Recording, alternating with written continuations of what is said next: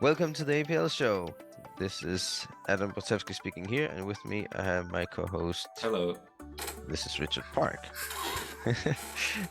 And before we get to the main subject of today, which is going to be primitives extravaganza, we'll just start with just some short announcements. Richard, you want to say something about APL seeds? Yeah, so Dialogue hosts an annual online free meeting for new and prospective users of APL mainly, although anyone is welcome. This year it's almost a month away, so the afternoon of the, well, depends on your time zone, doesn't it? 22nd of March. Wednesday, 22nd of March, starting from 2 p.m. UTC. So I'll leave that to exercise for the reader, the listener, or watcher to figure out when that's going to be for you. You Wait, can go. We'll it's actually 2 o'clock UTC, or is it British summertime? That's a great question. Which would be UTC +1. It says on the schedule. Anyway, the schedule is up on the Dialogue website. You can find it there. I think it's actually British summertime. It says UTC on the site. Does. Okay. Whatever. We'll put a link to that, and you can look it up. This turned out more complicated than I thought. Is it going to be a late one? We'll see. When it comes to, so we have a series of talks. Myself and Adam will be speaking about some sort of basic APL stuff, and then we also have a couple of presentations about topics regarding doing real work in APL. It's a question we get a lot about. They see a lot of cool, fancy little problem-solving noodly examples, and people wonder, like, well, can I actually use this thing to do real work? And so we've got a couple of speakers who are going to talk on that as well. Yeah. And then afterwards there'll be a kind of casual Zoom meetup, so you can come hang out with us, ask questions, talk about APL and array language stuff. It should be fun. We are the APL show hosts. Ask us anything. Actually, we'll be the APL seats presenters. Ask us anything. Yes. Speaking of which, we have now a proper website. It's apl.show, and there isn't a whole lot of content there, but we do have some links to things that we speak about, so you can find those there. And you can also contact us, and that's via the email contact@apl.show. We'd especially like to hear what you want us to speak about, what you want to hear about, and what you want us to do on this show. Oh, and then we got some feedback from Connor Hextra on the ADSP, the podcast, and where he says that we shouldn't. Some people are listening to this, and some people are viewing this because the video is available on YouTube. But then you can also now get this as a podcast via lots of major podcast providers.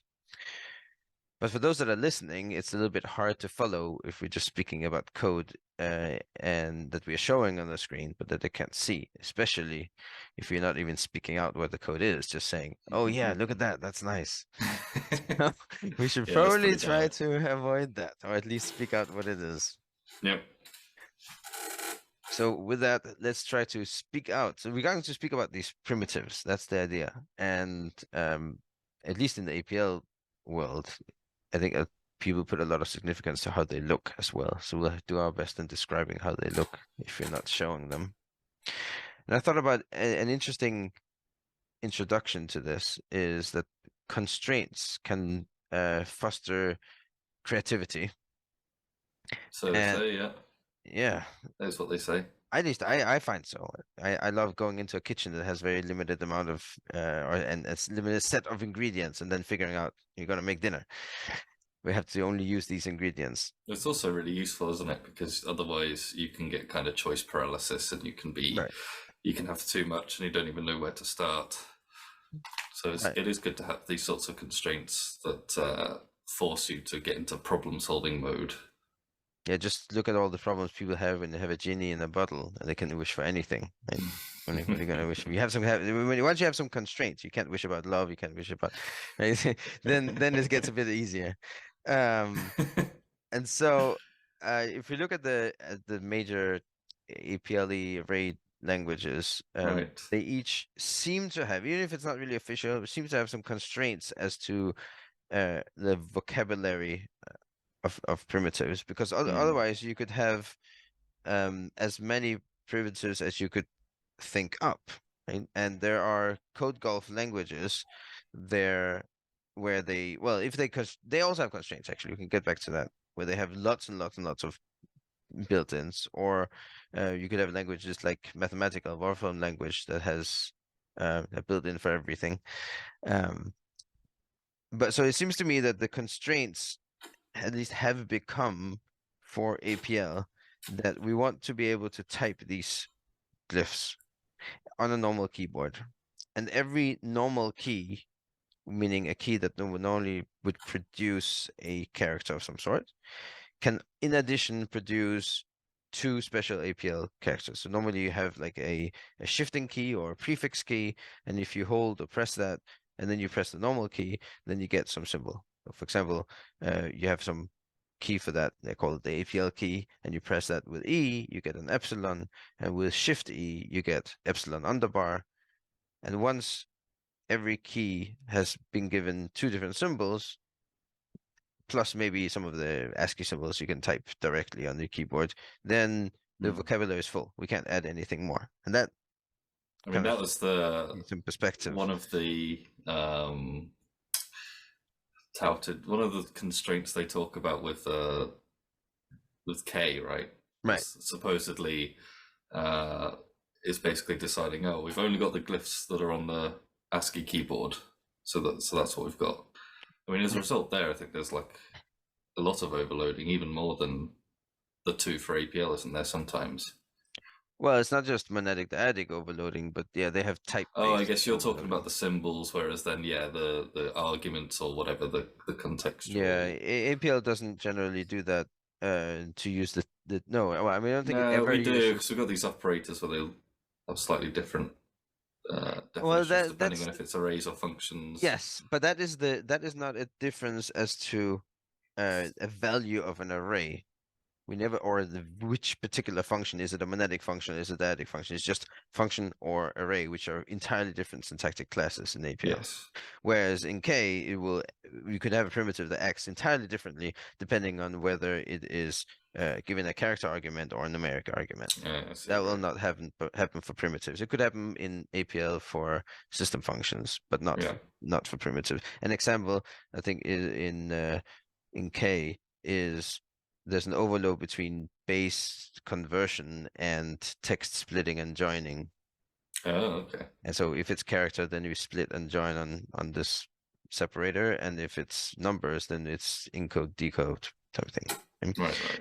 we would not do that in APL. So, but they have to do that because there are very few ASCII symbols. They don't use any names for things normally, um, other than the user what the user defines. So they do it like that. And then there are a couple of things that have two characters each, but basically it's just the ASCII symbol set. And in J, kind of uses the same, but with the added thing that any symbol can take either a dot or a colon after it, which makes it into something else. So that just Right. triplicates the set. Yes. And then they've started doing things like dot dot and dot colon dot whatever colon colon. And of course, they could keep going forever, but it becomes unbearable at the end. Well, like you said, you want the constraints so that you're not Yeah. Although overwhelmed of choice. K7 did add, at least briefly, some Unicode symbols for certain things, but there was very little and brief, and then it went away again. But almost regardless of the way the symbols are constructed, the way that you choose for it to be expressed in terms of actual like text on a page, Hmm. um, you also have to choose what concepts you're going to assign to those primitives, which is obviously more important. I think most people would agree. Right. Uh, Um, and then you have to there's another consideration really, which is how much can people remember? So the constraint for code golf languages, languages that are constructed not for practicality but for writing code as short as possible, they often compete on byte count, and so they will use every sequence uh, of bits in a byte to represent some built-in. And so there, the constraint will be to have 256 symbols that most of them are primitives, but some of them might be syntax. And sometimes some of them are reserved as prefixes to get something else Mm, further, just like the dual symbol things you have in K and J. Even in APL, actually, I have a couple of those. mm. Um, but practically speaking, how large a vocabulary should you have of distinct symbols? That's another consideration. Yeah, And BQ's got a nice page on this. I think well, Marshall's got one called "What is a Primitive," where well, he okay, kind of that's discusses, what should be in the core set and what should be considered not. uh, And then you just, because obviously the point of the language is you can build up, uh, other functions and expressions. So that's the other constraint, is it needs to be at least a minimum set to be able to construct everything else. What's that? Is anything that you Turing need. completeness? I don't know. No, because that you can do with a Turing tar pit, right? Oh yeah, just You could something with just a couple of. I mean, you could even say, well, technically that's the minimum, right? Is it? yeah, but if you express assembly language in binary, then you only need two symbols in order to do anything you want. And Right, that's exactly. So okay, there's a minimum usefulness that you have to one that's a bit fuzzy. yeah. So yeah, That's one of actually really quite distinguishing things between the so-called Iversonian array languages. Is what have they decided is the minimum set, or yeah. what are And then primitives? we can look at our language bar or language bar various APLs, and they've got like 80 something symbols, something like that. Yep. Many of them mean different things in different contexts. But I actually thought about an interesting parallel, which is our Latin script based languages, Yeah. or I think it even applies to Greek and Cyrillic as well. So you've got 26 plus maybe few, minus a few letters and 10 digits, and then you got maybe like 15 punctuation marks or something, things like comma, dot, dashes, and question marks and things like that. Hmm. Um, and then all together it'll be about 80 symbols, but they take Yeah. on different meaning in different contexts, right? Yeah. Even in English, obviously the letters themselves can have different sounds in different contexts, and some of them, if you put two of them together, then they mean something else. And the punctuation as well. There's a difference between 2.5 and you write it as a number, and at full stop at the end of a sentence, Yes. for example. And dashes can be used for either conversation or to make a pause or a parenthetical and things like that. So I just found it interesting that that kind of amount, about 80 or so Hmm. distinct symbols, whereas I think a lot of people hold that the number of symbols that are in certain East Asian scripts are uh, Not too too many, large. Yeah, because there's tens of thousands of it individual it ones. puts a barrier to fluency in reading, right? It takes longer Yeah, but then to some of reach. those are like, obscure words and archaic things, and that's harder, I think, to compare because talking about like the word vocabulary rather than the core set. So like, because those symbols are actually made out of what they're called radicals. Radicals are like the individual, like little constructed pieces. I'd actually be interested to know how many radicals Yeah, there I are, because want I to know think there that are a too. lot fewer. I might look up. We have technology. 214 Oh radicals. yeah, I just googled it. He's quicker than me. 214 radicals. That's still a lot more than 80. Yeah, but and not a huge amount more, right? It's the same order of magnitude. they also compose in ways that are very different to programming language primitives. Sure, but so do the letters of human languages. Yeah, right. No, I mean that makes sense. That kind of size, and that actually fits with those code golf languages that have 256 Oh yeah, megabytes, that's right? true. Yeah, yeah. So that's kind of that's probably the amount of things that humans can keep track of. Otherwise, things start getting really blurry. Ah, how many primitives are there in J? I want to know. New book. Yeah, Don't know if there is a count of this. I don't know We either. haven't written anywhere on the APL wiki, have we? Like APL has this many primitives. No. So Doesn't seem we're important. four in each group here. Oh, it says the row numbers here. So there are uh so this what does it say? This begins with zero up on top. I can share my screen if you want, but there's 42. So this ends up with 42. So there's approximately 42 times 3. And that's 120. 126. Yeah, approximately. It's not exactly. There's some groups of it. It's a little bit more, but it's again the same order of magnitude. Isn't that interesting? Yeah, I think it would make sense for things to converge like that Yeah. if people are using something. K probably, I mean, K is less, obviously. Yeah. But you could possibly say with the overloads, I know it's a bit unfair because you said We also everything is don't overloaded. know what the like. So the way a concept becomes a primitive in APL, there's obviously the original papers and you know the original uses of like Iverson notation, things like that. But and that's kind of an interesting story in itself. But beyond that, as it's sort of developed and evolved, and especially the way that dialogue has added primitives, and I suppose probably the way J has as well, I think BQN's been a bit more set from. It's not old enough to have. They added primitives since it came out. Yes, but very few. I think that maybe possibly only one. But typically, at least for the ones that dialogue has added, I don't know, over the last couple of decades, decade and a half, something. Um, there's already a commonly used idiom or construct that's little. Well, yeah, it'd be an idiom for APL, a little phrase that does something, and then it turns out people are doing that quite a lot. So um, it would make sense for it to become a primitive, and it evolves quite naturally that way. Obviously, it's much harder to think of that ahead of time. I mean, it's one of the arguments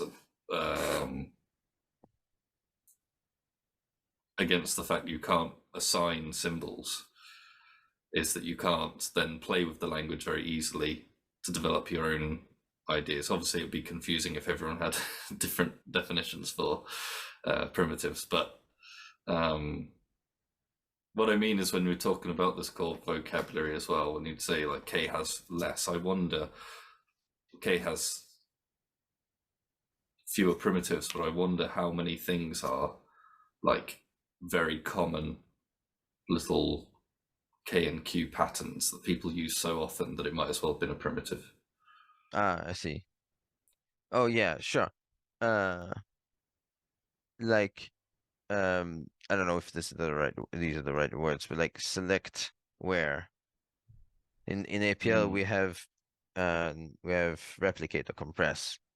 Right? That takes a Boolean mask or actually a count per element, and then it you can use that to filter out uh, and filter in elements, or for that sake, make copies of them. That doesn't yeah. exist in K. However, it does have the function where, which we now have in APL as well, which takes such a Boolean mask or counts per element and makes that into indices. And then you can use those Mm, indices to select from the array. yeah. So putting those two together, if I understand it right, is an extremely common thing, so much so that people just read it as So one. that makes sense to me that would happen in that case. And then they go, well, yeah, so you don't need it. Except for um yeah, it depends on your array model or whatever, performance reasons. But it's not, Yeah. when you're designing the notation initially, you don't should try not to care about that as much because you're just trying to make something pleasant and useful. Interestingly, Iverson and Whitney wrote a paper called "Practical Uses of a Model of APL," where they had an APL system. They would start a function called delta APL, and then it gave them like a fixed session that al Mm. allowed assigning primitives, defining things so that they could experiment with things. Yeah, so I know you've got extended. What does vision? This is So same engine, the two of them. okay, but they don't allow. So these are two sort of APL applications that let you define new primitives as symbols to experiment with. But I don't believe they let you assign symbols in the uh, REPL for it, do they? You have to Um, sort of define them outside and then start your REPL. yeah, not directly. You can't just say, some dollar sign gets something. Yeah, But I think actually, if you define the way it works is just it has a pattern that it detects in certain functions, and I think if you define a function using that same pattern, it will pick it up and it just works. But that's more like fell out of the implementation by okay. cheapo in implementation rather than The being other thing I was planned wondering, like if you that. just have your page of definitions on one side, if you just stick one in, could it like hot reload or, Yeah, you know? that it can for sure do. It dynamically loads the definitions. Okay. It's just a what is exactly? I guess a transcription scheme. So it just Yeah. takes all the symbols and then replaces them with calls to the functions that are the cover Yeah, functions that for makes that. That's sense. and there's a comment on the first line of each function saying what symbol it represents. It just reads that. But so now been speaking about these constraints. Hmm. And I think the constraints are a good thing. But what if we didn't have so many constraints? Or let's say there are still spaces on the keyboard that we could fill. What we would we want to have and that we don't currently have?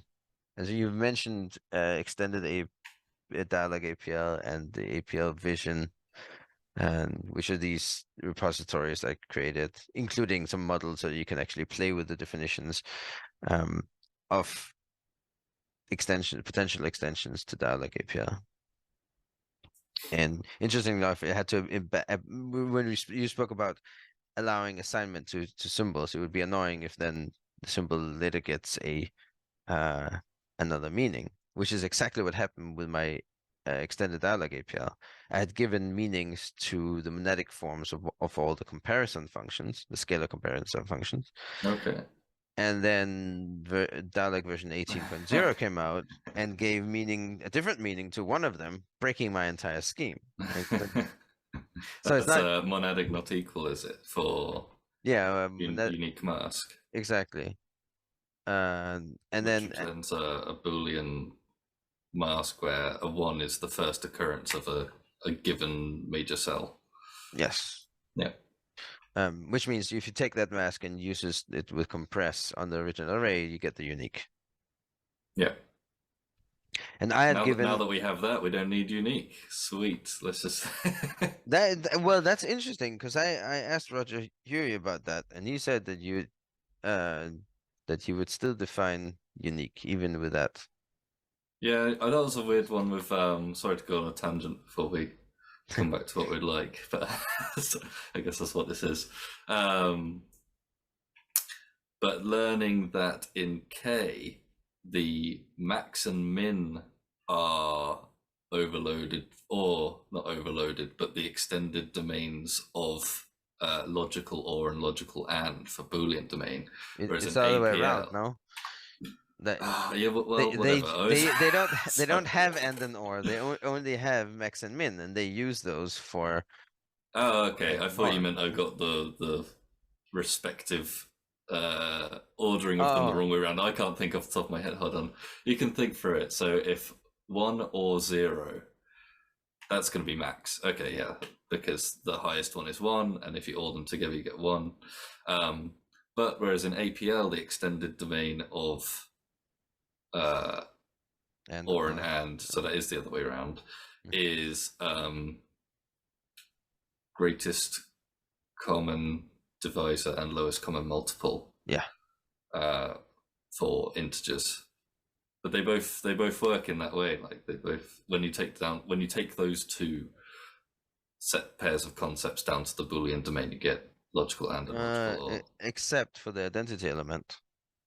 The identity element of or and is one, meaning if you combine the one with any Boolean values, then it stays the Oh, same. And the identity element for and no, sorry, for or is 0, and for and is 1, right? Because if for or, if you say 1 or 1, that's 1. So you kept the original one. 1 or 0, and then and it's you stay with 1 as well, right? But if you so have the the value is identity is 0 or 1, then it always becomes 1. 0 or 0 is 0 stays 0. So for I think that's the same because if you do 0 max 1, you should get 1. The identity would then be 0. -5. Oh, well, okay. That depends on how you. Yeah.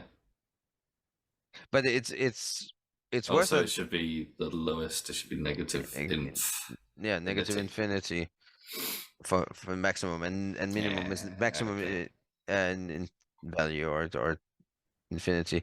And for and, right, it's 1, because if you combine 1 with 1, you can stay with 1. If you combine 1 with 0, it stays with 0. So that doesn't quite fit. No, and that's related to when you do reductions on an empty array. Right, right. You know that BQN uses a uh, yet another extension to and or. Oh no, It I uses don't know this. statistics, so or multiplicative fuzzy logic.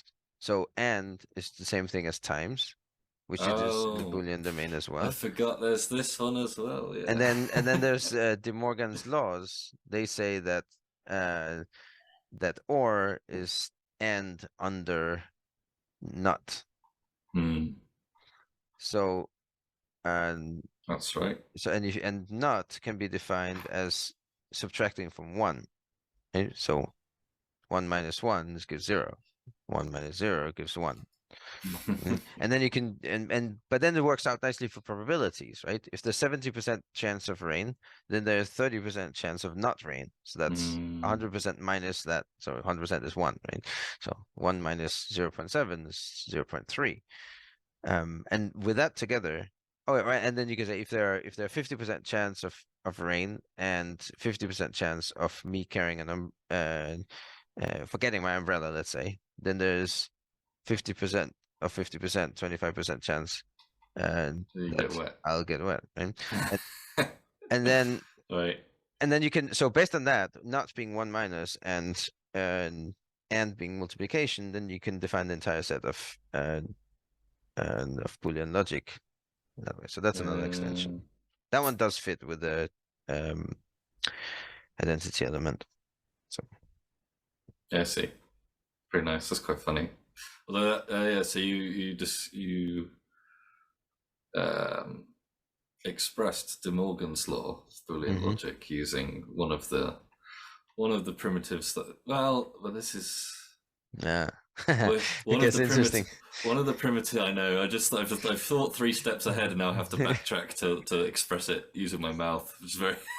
Well, that's a constraint of human language that I find Yeah, it's frustrating. so Can we annoying. not when a telepathic podcast's coming out, and where you just click a button and the entire experience of having listened to it uh, manifests in your being like Or, instantly. or at least speaking in parallel would be nice. Yeah. Let's start. We have a way, but you expressed De Morgan's law using one of these. You sort of mentioned a while ago. What if we had, what's another glyph to put on the keyboard? What's another concept to have? And this idea of under being quite a general concept. This came up in the APL farm, a little while ago, maybe a month or so, and then Mon responded with a blog post on the dialogue blog, um, where so under is this concept that's really nice and quite general because you said or is and under not. Hmm. Um, So this is I'm trying to remember if there's because I know that there's an extra not on everything, isn't there? that's exactly what it is. If it's on, if so, it's not the left argument and not the right argument, and then not But under then the you have to not result. all of that. Yeah. Yeah, well, that's exactly what under does. Or Oh also known yes, as yes, because dual not is his own in inverse. inverse in that. Exactly. Yes, I see. Um, So under is this primitive that it does exist in J. Actually, a couple of them exist in BQN as well. I don't know if was it ever implemented in any APL other than these models. I'm not even sure. not a sharp. Maybe sharp APL I had some stuff that you I think, don't wow, think that was pretty I don't think forward so. for the time. Let me check. I don't, but I don't think it does. Uh, I know they had like rank, for example. But yeah, all right. While you Google that, under um, allows you to basically do an operation in a different domain to how you have the arguments already. Um, so sometimes it's easier to do to express some idea um, in a domain or representation of your arguments that's different to the one that you've already got. So you would apply some function to your argument. So imagine this is dyadic. So you've got one on the left, one on the right. It doesn't have to be in principle, does it? You could just apply it to one. But you are going to apply some function to those arguments, and now they're in this other domain. Then you're going to apply your other function, your sort of main process function. And then you want to undo the transformation that you did and get them back into your original domain. So the common mathematical example of this is says exponentiation is addition under logarithm, which you learn in school using the like e to the power of notation with the literal letter e and a number in the corner, and you have e to the x, e to the y. Am I using the right example? No, that's e well, to it's the under x plus you y. want the other way around, right? I am going the other way around. You want the logarithms first. So if you want Oh, that's right. Yes, you it's want to multiply two numbers, so a and b. So you take the logarithm of a and the logarithm of b, add them together, and take e to the power of that. that's right. Yeah. And I think it's not at all obvious from that notation that what you're doing is this dual or under, because there's nothing in the letters ln and e, or for that sake, log and 10. Or even the So, relative yeah, positionings. there's nothing, right? There have been some proposals of like using some triangle notation for uh, That's for right. Yeah. for these things, but as it stands today, there's nothing indicating that these two are inverses of each other or have any kind of relationship at all, actually. In the notation, no, you just sort of have to learn it. Yeah.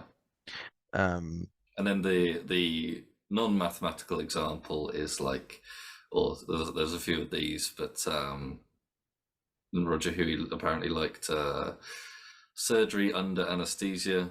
mhm. So put someone under, cut them open, shuffle their gubbins around, and then bring them out of anesthesia again. That last part is important. Well, some people don't make it that far. Well, that's equivalent of hitting an error in the In left operand, right? It's execution stops. Oh Um, no! Oh no! but we could have an Crash! example of Major this, crash! right? Oh, go on. Well, I was gonna. The other one's getting food out the fridge. Yeah, so you open the fridge door, take the food out, close the fridge door. Yeah.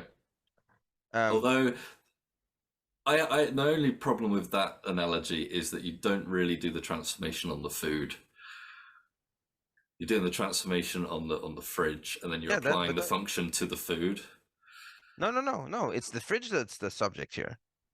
I'm working on the Oh, fridge. so it's remove It's under remove open food. door. Yeah, remove food under open door. Yeah, fair enough. Okay, I'll buy it. It's important to close the door again, or the refrigerator starts I still beeping. think it's just slightly less of a strong analogy because when you go to get food out the fridge, you care a lot more about the food in the fridge than you do the state of the. Okay, so how about organizing your fridge? Right, okay. Reshuffle. You really can't do that with the door closed, right? I mean, you can shake it, but Right, but that's me being so pedantic. an example of doing this with the under on the if you take the statistics thing, let's say we have 20% chance for of A and 50% chance of B, so then there would be 20% or 50% or 0.2 times 0.5, and that's 0.1 chance of both of them happening together. What's the chance that one of them will happen at least? Hmm? And so or this or that inclusive Mm, and or. So you start by negating them, or that's subtracting them from 1, right? That gives you 0.8 and 0.5. And then multiply them together. That's 0.4. And then mhm. subtract that from 1, 0.6. There's 60% chance that at least one of them will happen. Yeah, Hmm? it's pretty nice. So that's under. That would be a primitive that a lot of people ask for. And yes, by the way, I looked it up. It did exist in the Are you very sure? last Sharp APL in Well, there you go. Flex. They had it Um, all. With dialogue, dialogue's journey is just slowly recreating Sharp APL. Not really. It did have some issues that and which they also has kind Oh, of with their unders. I mean, we also have this that it's not like um, we've actually described two unders even our examples and analogies. In that, I'd say this one about probabilities and the logarithms and stuff. That's the mathematical definition. So you're applying these functions to numbers, transforming the domains of the numbers and transforming them back. The fridge example is definitely a structural under, no matter which way you slice it. You need to apply some function to the structure of the fridge, remove elements, reshuffle items, which is a structural operation, and then put the structure of the fridge back. we can Um, have an example of this would be, let's say you have the alphabet, which is available in APL, many APLs at least as quad A. So that's just uppercase alphabet from A to Z or Z, depending where you live. mm, Let's say you very much the remove food under open door type thing. If we do 3 drop under 5 rotate, okay? So uh, 5 rotate mhm. on the alphabet that takes the first 5 elements and rotates them to the back. So now we have from F to Z and then from A to E. Yeah. Then we drop 3 from the beginning. That's F, G, and H. Now we have I to Z and A to E. Hmm. And then we do the inverse of 5 rotate, which is equivalent to negative 5 rotate, but you can actually also write it as using the power operator. So, Okay. um, and that rotates those last 5 elements back again. So now you've got A to E, I to Z in one vector like that. That's 3 drop under 5 rotate, or Yeah. remove food under open fridge. And that's an example that works nicely. The thing in the where it's like it's fine, and most of the examples are fine, aren't they? Where you've got the same where structural and can be defined, So that's a expressed in whole terms of the inverses in dialogue APL yeah, that's specifically. a whole different question actually. We all agree that it would be nice to have this primitive. Question is how exactly should it be defined? So having this conversation now makes me think like in my heart of hearts, I'd probably really like it to be just one thing. Okay. Um, now I know that it's very convincing and it makes a lot of sense that you'd want the separate um, structural definition because of it, but that's only because of it edge case or behaviors of existing structural primitives, right? I'm not so sure anymore because let's explain because not everybody has heard about this. Let's explain what the difference is. So we have the concept of an inverse of a function. Some functions are their own inverses, like we saw with Negation. negation and Boolean negation, right? Boolean not, and also And also yes, yeah. Reciprocal, which is reciprocal monadic and divide, reverse and so and on, even minus, right? minus and even conjugate and Mm. transpose. So lots of things are their own inverse. their own inverses, right? Um, and then there are some things that form pairs, like we had logarithm and Exponentiation. exponentiation. Yeah. Those are inverses of each other. Increment and decrement, if they exist, are inverses of each other. Mm-hmm. When it comes to uh, array programming, things like inclose and disclose Yep. are inverses of each other. And there are, Well. Oh yes. Yeah. yeah, not necessarily that you can start by disclosing and then inclose back again, but if you start by That's inclosing, fair. you can disclose That's because of an overload of first and first and mix and disclose. disclose. Yes, exactly. Depends on Um, what the thing is. Yeah. so Let's ignore that. Yeah. yeah, there are things like that where they form pairs for each other, and famously, a Fourier transformation and the inverse Fourier transformation form an inverse pair. I mean, yep. Makes Well sense. named. Yeah. Yeah. What else do you want to call them? But And it's, so on. yeah. Yeah. Also, yeah, of course, in trigonometrics, we have lots of these pairs, right? The sine and the arc sine, Right. Yeah. cosine and arc cosine, tangent and arc, and so Yes. on, and the hyperbolic ones, and the loads of these you can do. Also, we will talk about exponentiation and logarithm, but also monadic forms like square and square root. Yep. Although for negative numbers, you don't get back to the where you came from. But So we got things that their own inverse, and we got some nice pairs yes, of functions um, and their and inverses. so one definition of under is, which is by the way not how sharp APL defined it, but let's go just Okay. go with it for now. That is, you apply a pre-processing function to Mm. all the arguments, whether it's one or two. Or I guess if you had a language that can have more than one argument, you to all of them. And then you apply a main function, you could say, or an inner function, and then you apply the inverse of the original pre-processing function as a post-processing step.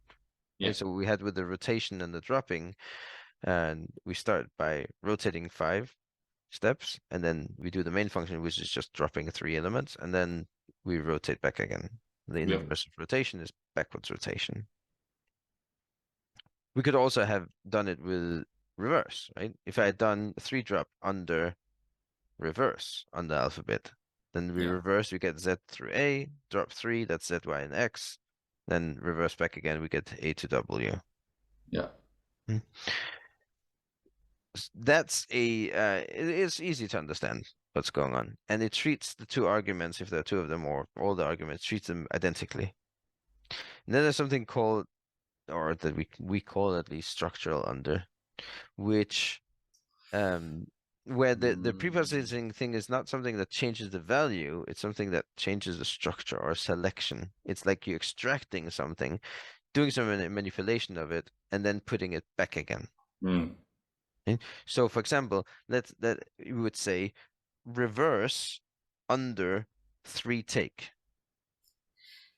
of the alphabet, for example. Okay, so three take of the alphabet, that's ABC, and then reverse on that, that's CBA, and then wait, hold on, we can't invert Untake. the 3 take, right? Yes, actually, dialog APL defines the inverse of 3 We're take, just padding with zeros. padding, well, not zeros, but padding with the Oh, appropriate sorry. With type, yes, whatever the right? approach type For is. Yeah. the rank and for the type and so on. So that would give us um But that's not the same as say you use the at operator to yeah, do so something hold on, analogously. so this would give us space space space, right? Because we take 3 uh no, sorry. We're doing three No, take. we do 3 Just for take safety's on sake. alphabet. Rest Yeah. that CBA, and then we do C three neg three CBA, take. not neg 3 take, no. The Uh, inverse of 3 take, which is what? 3 drop? drop. But it doesn't no, it's not 3 drop. No. The inverse of 3 take is, that means the way you can think about the inverses like this is give me an argument to 3 take such that the result becomes what I now have. Yeah. Right? So given CBA as a result, what argument would you give to 3 take to get CBA? That's Oh, and all. That's also CBA. that's yeah, it's also CBA or Okay. CBA followed by anything as a vector. Yes, but our system in fact chooses to just do the minimal, and that's just giving Yeah, I CBA. mean that's I not. I suppose mean that makes sense. Prolog would agree, right? Yeah, there are infinite number of correct results here, but let me just Choose pick the the one minimum that's one. Yeah, that's yeah. fine. And so that's one correct interpretation of reverse Mhm. under 3 take. The other one is that the 3 take isn't really a transformation of the original data as much as it is a zooming in on the data. So we zoom in on the first 3 elements of the Mm, alphabet, yeah, reverse those, CBA, and then zoom back out again. yeah, So now we get CBA and then DE and so and on. that's reverse at. If at could take a structural function, it would be at 3 take, but you'd actually just have to provide the indices or the Yes, so Boolean the add mask. operator can do this like this, and the add operator is it's actually 2 different subsets of the structural under. It's the because the add operator, as we spoke about these types thing earlier, it can take it takes some modification function or even the value substitution values, and on the left, and then on the right, it takes either an array of indices or a function which returns a Boolean mask. Yeah. Either way, it selects a subset of the actual argument. So if you did reverse at and then the array 1, 2, 3 on the alphabet, then you would get this result. I'm out here sat thinking, I'm like, God, would it be nice if you could do at 3 take and Yeah. it did it? But I can see why implementation wise that just sounds hairy No, off we the can't top do of it my head. because it's already defined to do something else. When it takes a function, any function, It but you takes a could function. get weird with it and say, well, if it takes if this Oh, but function how do you? returns a subset of the array itself, if But it was an you in, wouldn't know, right? What if the array is 101? yeah, I like I said, I believe it's a pipe dream, Yeah, but no. This is so. Yeah, you know, the add operator should have been structural under, but there's actually an interesting thing then going on here. Okay, we did rotate. Sorry, reverse under 3 take. What about rotate under 3 take? Okay, so rotate is the adic function. So you can actually do this with that well, so operator. that's You could do you one should just get the rotate. last three elements. Oh no, rotate. No, Sorry. rotate. So one rotate Yeah, at 1, 2, 3. Okay, so we select those 3 elements of that's cycle them ABC, around. and then yeah, then we do a one rotate on it that gives us BCA, BCA. and then they go back into the place where they came from. Right? Yeah, That's what the iterator would do. But what's under. interesting here is that the 3 take, which was our pre-processing done on the alphabet, which was the right argument, Mm. was not done on the 1. Right? Because if you do 3 take on the Yeah, 1, you get a yeah. 1, 0, 0, which is not meaningful to rot as a rotation amount. No, I mean you bind the one to the rotate, you now get a monadic. But the add operator treats the left argument as bound to the left operand, Yeah, yeah, exactly. and Whereas then structural under and print or under yeah, general under. structural under would also have to either do that Um, or allow pre-processing on the left, which arguably is not very useful do. because the 2 arguments have a different nature. The argument that's being modified is the one on the right, Yeah. not the one on the left. How can you see this? What if you did, um, let's say you had the lowercase alphabet on the left and the uppercase alphabet on the right, and you said left or left tag, the left function, the function that just returns the left argument, Yeah. under 3 take. Okay? So now we're zooming in, right? Because it's under, it's structural. So the first 3 letters are on the left, lowercase ABC, on the right, uppercase ABC. Then so those become arguments to the function left. Left Yeah. chooses the lowercase, and that gets put back into the right argument. So now you get lowercase ABC, and then the rest of the alphabet uppercase. But that means that the left argument was kind of a parameter, and the right Yeah. argument is the main thing. But for the computational under, that's not the case. They're very different nature, right? They're treated exactly. It is of a different nature because it treats the two arguments exactly the same. Yeah. None of one is the main one. And add operator clearly illustrates this. And that's why add would have been such a wonderful symbol for the for structural under. So you could say one rotate at three take. Yeah. Right? So it kind of implies this asymmetry. Anyway, there's a lot of talking about add operator. Well, I was going to say that. And then sorry, under. If you're wondering why, I mean, there are two aspects to this. One is APL's pretty good, like it's pretty close. So it's really not super common things, and a bit nitpicky, and where you have these sort of bugbears or wish lists and things. It's actually quite hard to think of like what would you like to add, especially when you're. And then sometimes, in your day to day, you work around things in such a natural way, or you're so used to the way things are that it's hard to imagine. But then the other thing is when you try to come up with a proposal like this for some additional change, we're not even close to like resolving or thinking of how you'd actually implement these things, and we've gone on for a whole podcast episode. Well, a good half a podcast episode on just one of the squiggles or one of the ideas. So yeah. It's not an easy development process. No, I think the only solution to that is just adding two different operators, one for the structural part and one for the computational part. Yeah. And then stop using add or something. No, I mean add is nice because it does give some notational nicety when what you want is exactly selection by mask using a function application or indices. So right, whereas if you said, it could be any function, the function would select from the array. You've got that comparison, but then you're also adding the gubbins to select from the array. However, yes, exactly. So I can see that being annoying. If it's a mask, you have to take the result of that and use it as left argument to replicate. Actually. And you can always get the equivalence of, reverse under three take by just constructing this, or just use 1, 2, 3. There you go, indices. Yeah, but if it's dynamic, you have to compute it. Yeah. But but that only works for pure indices, right? I can't say the first of each of the first three elements. Now you need the depth operator. Yeah, but with under you can do it. Oh, okay. It will happily just select whatever you ask it to select. Mm. Right, but add can't do that. Add is limited. It's good for what it does. You sometimes make some really neat things. When you just want to change the third element into something else, then sure.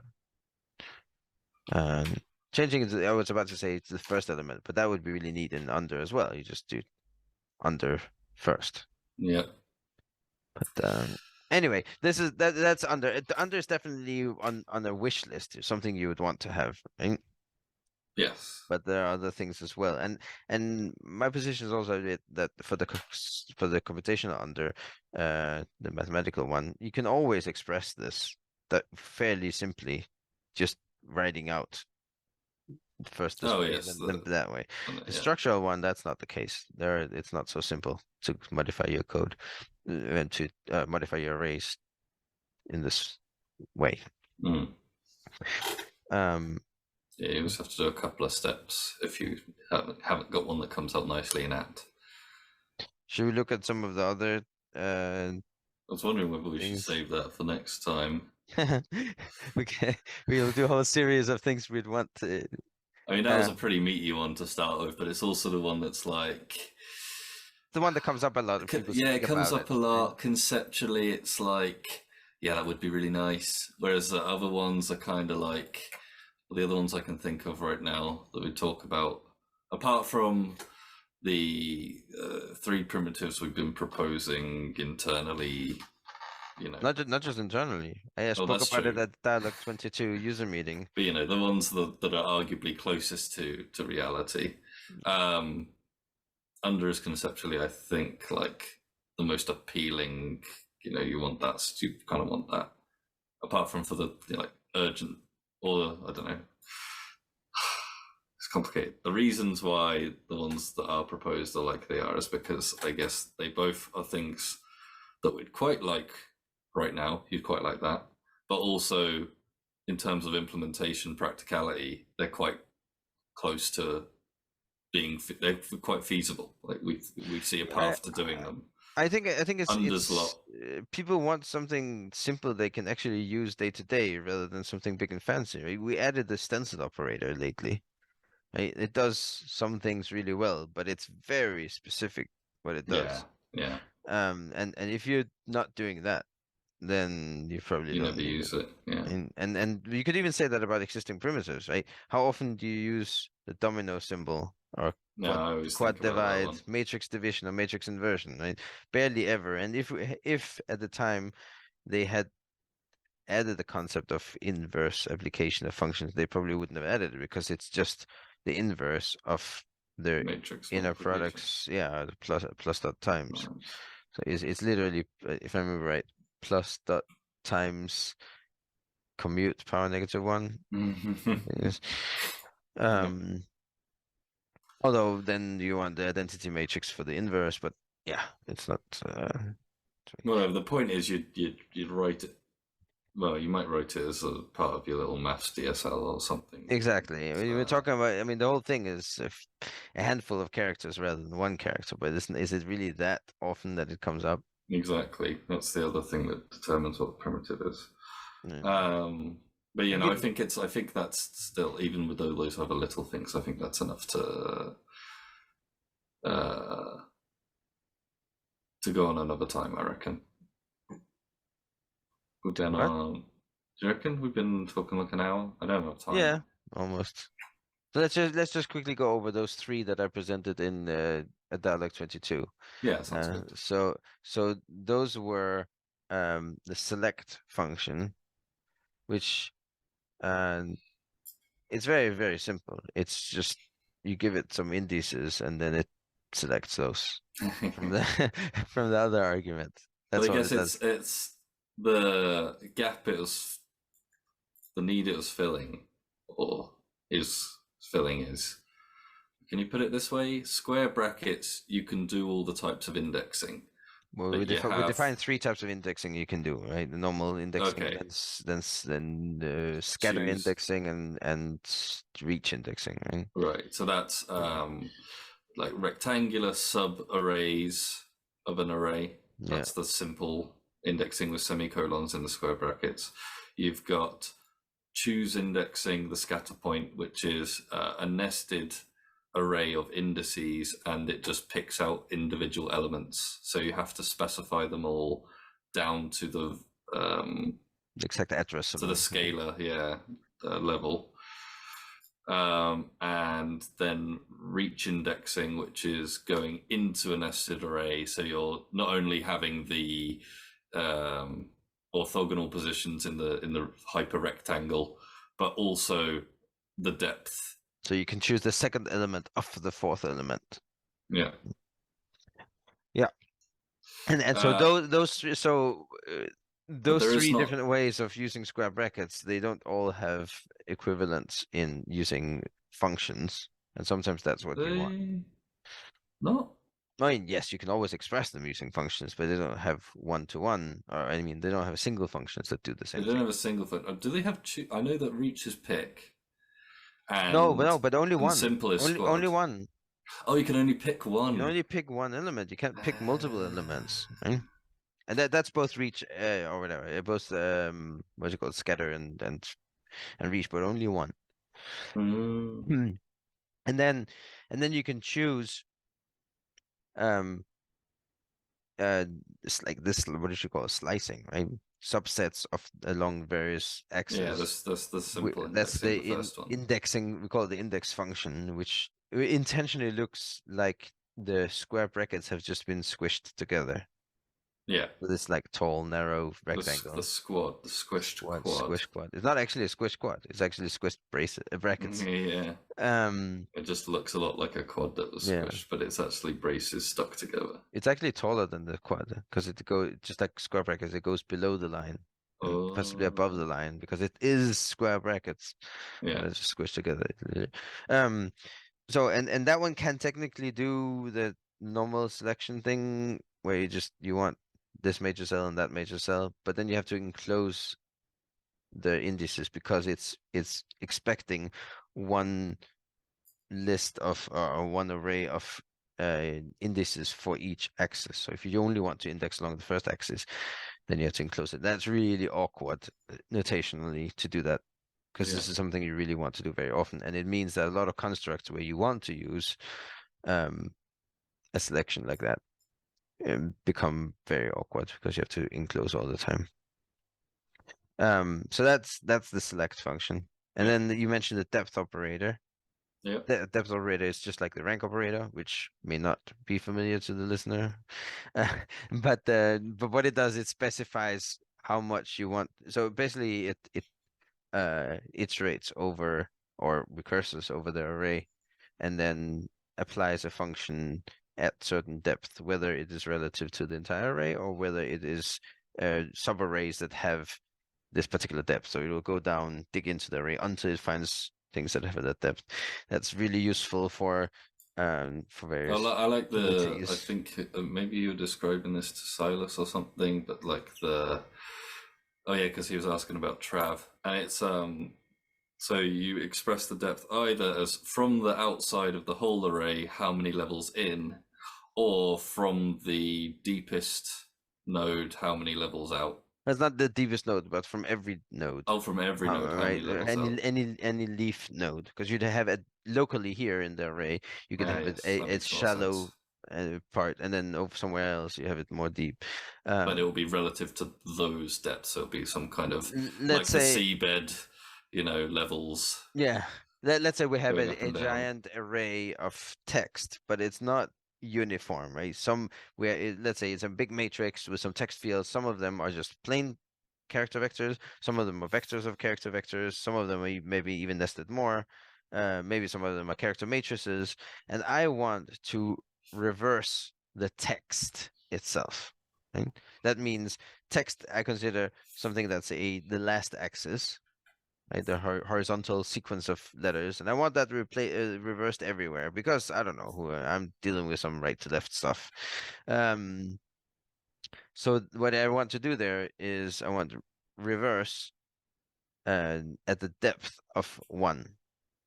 So the depth of 0 would be simple scalars. If I reverse those, nothing happens. If I reverse everything, then just the outer array gets reversed. If I Mm, try to spam each operators everywhere, then I can only choose a single level where I want that yeah. to happen. But if I saying reverse depth 1, then it will traverse the array looking for subarrays that have depth of 1, and then when it finds those, it will reverse them and continue um, on. And the last one is reverse composition, or before or behind, whatever you want to call it, which is almost Yes, the counterpart to controversial the name. old compose operator um, in in APL. But the idea is just that you you pre-process the left argument and to a function using some other function, Yep. and then you use it. And you can But currently express that with like a funky jot you swap couple of, again yeah, so yeah, construct, which is a little bit hairy. what is it? F Jot. commute That's right. jot G commute or something. Yeah, that's right. Yeah, F commute jot G commute. Yeah, it becomes unreadable, especially if you try to use multiple of them. Yeah. So and that one there's a lot of constructs you can use that for. Oh, and then we added to that if you don't give it a left argument, then it will use the right argument. So it has an implicit commute actually. Well, not commute. Tilde the is tilde the is because if it's used monetically, then What's it's this? So it's selfie. like hooky, hookish. Yeah, well, another name it could be called is just hook. It is Yeah. it is not the same hook as in J, because it's reversed, but it is a hook. Mm, And it's called hook because if you think about how a fishing hook looks, it's like straight in the middle, and then it has like a bend out to one side. mm, So it's like okay, let's say you have the two sides coming in. One of them gets pre-processed by being speared on this little hook, and the another Okay. one not, and then they just go together on the middle part. That's straight. That's one way you could think of it as a hook. Another way you could think of it is that it's the loop that's the central part, and the two sides coming out from the loop, one is short, one is long. So one of them does something special, the other one doesn't. Right.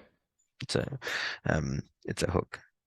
But yeah, there are a lot of And that's just that. Yeah, that just leads to a bunch of uh, nice, concise expressions for a few things, or a bunch of you can things check whether something could be awkward. is a palindrome by doing reverse behind match.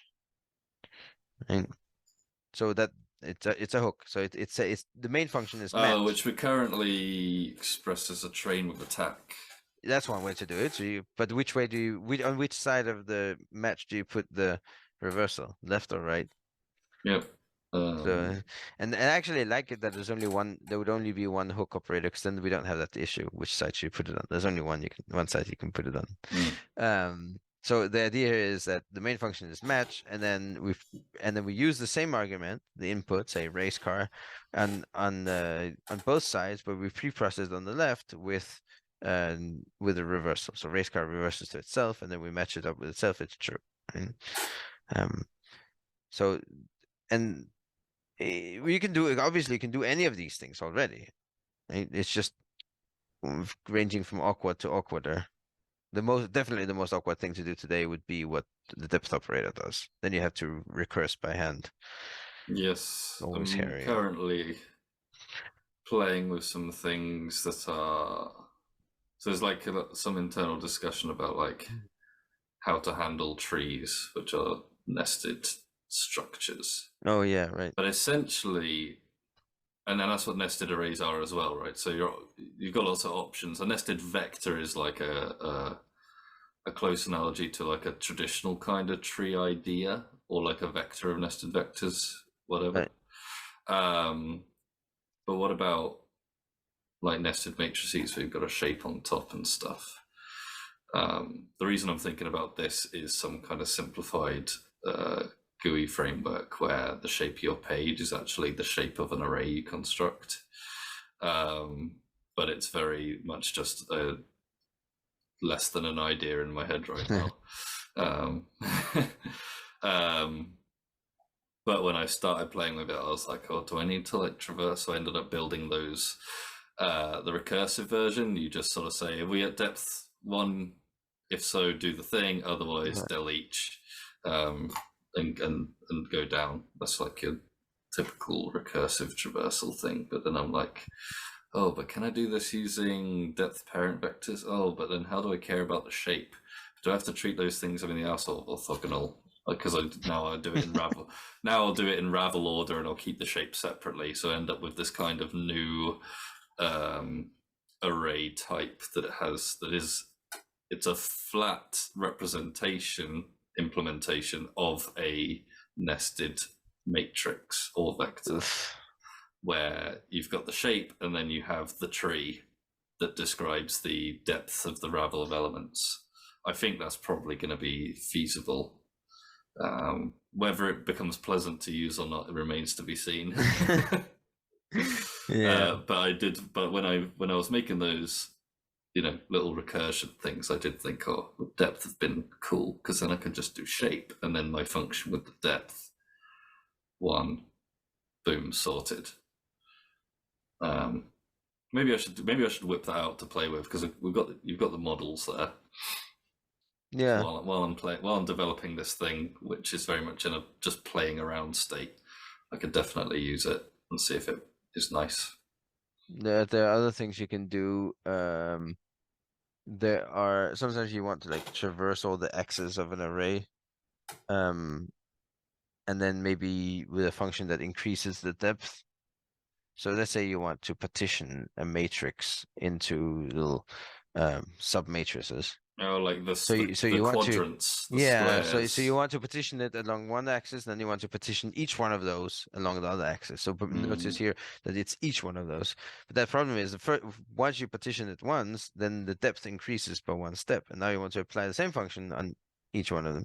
So by having a depth operator, you can apply a single function that defined in terms of depth, and just apply it twice. Just mm. and then do a transpose or whatever you need to do, but it can be done. Or you could reduce over the collection of the axes and the original array, and then you can use the same consistent function to reduce with, because it knows how to handle the increasing depth as you go along. Mm. So there are some tricks like that that you Must be can do. pretty nice, yeah. And the for select, it just comes up so much. It's painful. You have to include. Yes, there's only one function that that it saves you, the enclosure there. But then when you want to index multiple times into the same array, it I becomes also think horrible. conceptually, when you get started with APL, you have this like, oh, so how do you select elements from there? You got this thing, and you're Yeah, gonna go along. Okay, first you're like, uh, you put a list of numbers into some square brackets, and you get a list of elements out from your list. Oh, that's yeah, lovely, great, perfect. I'm done. No, hold on. If you've got two, if you've got more axes, now you need to put semicolons, and then if they're empty, do this. And if you've got a scalar in there, you might end up getting something. Or if you're using a variable which is a scalar in one case and a vector in another case, yeah. then you That's end like up an getting a shape axis. different Yeah, as well.